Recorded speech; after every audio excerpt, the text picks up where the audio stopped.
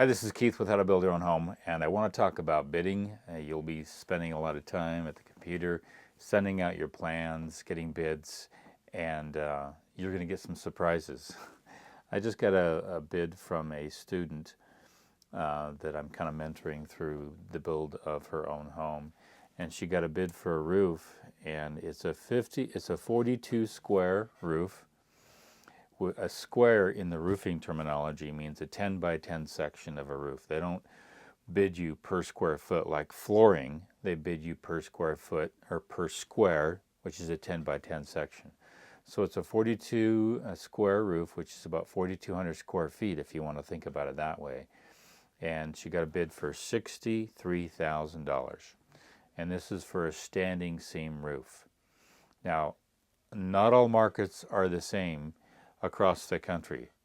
I wouldn't bid a roof for that amount in my market. In my market, I'd bid a roof even with the same technology, the same product, for about half that. Now, why is that? Why does a roof bid double in some markets, literally double in some markets, than in other markets? Well, it's because of the cost of living in some parts of the country.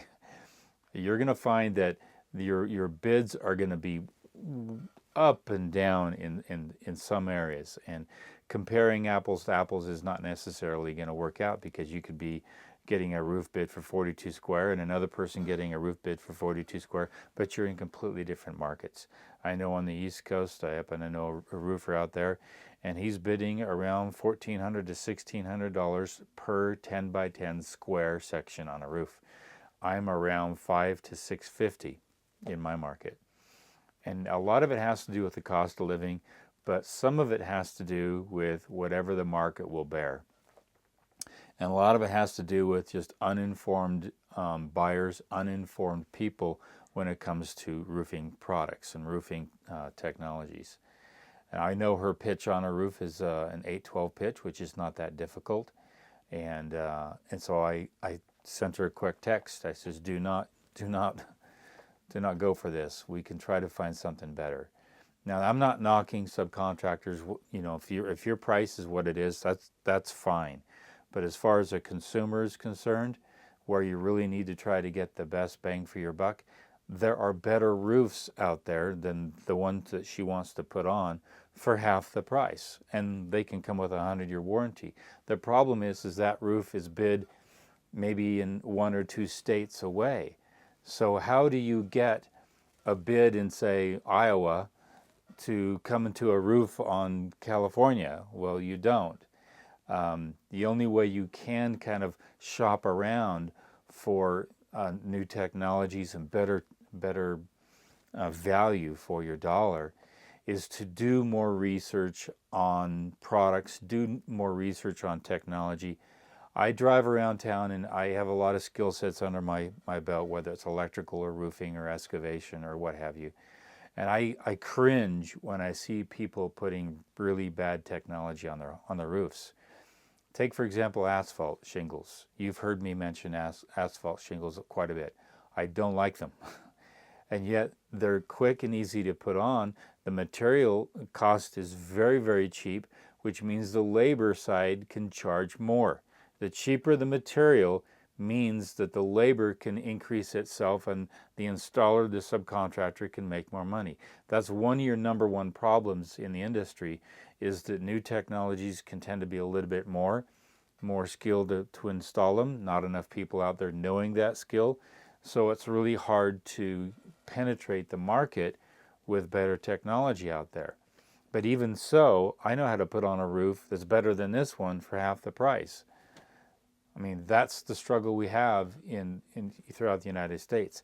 I would love for the opportunity to build a roving crew. Could be a framing crew, could be a roofing crew, just a roving crew, and they're licensed in multiple states, and they can actually run around and install some good things on people's homes. And so I think one of the problems that people have is they don't know price point. They don't know what should be the cost for a certain per square foot. Like this roof here, it's $15 per square foot for a roof, which is really, really high. I pay less in flooring costs, interior flooring costs than that. So I don't want to scare you. I just want to help you understand that there are price differences out there. And I've found a lot of hungry people that are hungry for labor that want to learn something. And if you can help them bridge the gap in the labor to install a better roof or a better technology, then you might be able to give them some work, give them an opportunity to put on a better roof, and you save money, and then they make a good living during the course of that time when they're installing the roof. All I'm saying is that I love better things on a home that are less money than what people are bidding that's the same old, same old.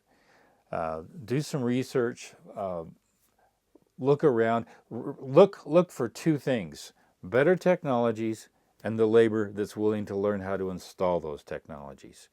If you can find those two things, you're great. If not, you're going to get stuck with some high bids, and that's why a lot of subcontractors have people by the ankles, because they're the only skilled that knows how to install that.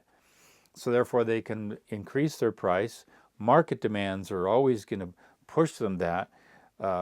And so you don't have to feel stuck. Just do a little more research and find labor that might be interested. For example, I've got a roofer now who's been doing tile roofs for a very, very long time. And he stopped by a job site and he said, "Hey, can I learn how to install that?" I go, "Yes, because I don't want to install them anymore." So I made a kind of a trade with him. I says, "You do this tile roof for me in this portion, and I'll teach you how to install this one. And from now on, you can install my aluminum shingle roofs." And he's doing that. So I'm now teaching somebody in the community to install a better roof that's more lasting and has all the great qualities that you could ever imagine in a roof. And so that's what you might want to have to think about, is can you find some labor that's willing to learn how to do something that's a little different, that could be a far better technology for your home. That way you can get the technology and get it installed. But just don't feel trapped. Don't feel like that you're going to get stuck with some of the bids that are coming in there. Push it aside. Don't accept it. Do some more research. Give yourself an opportunity. Like, I'm a general contractor. I'm constantly looking for good skill. I'm constantly looking for good technology. I'm looking for both of those things and bringing them together. And that may be something that you might be faced with. Finding a new technology and finding someone who's willing to learn that technology. And a lot of the great ideas that are out there, they do have videos. They do have instruction. There's a lot of opportunity for learning, and you can help people learn how to install new technologies. Anyway, I was aghast at that bid, and if that bid was here in Utah, where I'm at, the southwest portion of Utah, I'd be saying, "Let me bid that for you. I can save you quite a bit of money." Don't feel trapped. Do some research. Think outside the box, and be that general contractor that any of us have to be, where you have to find some good skill, willing to learn to put on a great new technology. This is Keith with How to Build Your Own Home.